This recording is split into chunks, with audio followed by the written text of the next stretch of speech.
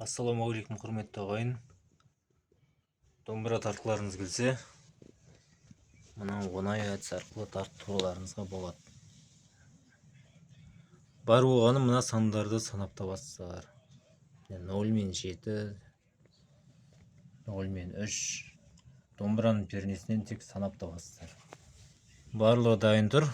Осындай сызбалар арқылы домбыраны тез үйреніп кете аласыздар. Міне.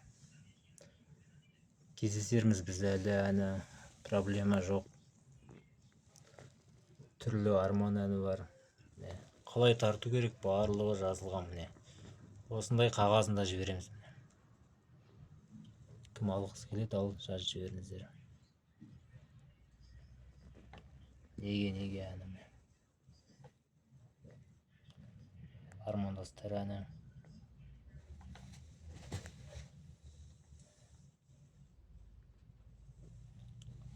Мына жерде домбыраның пайдасы туралы айтылған.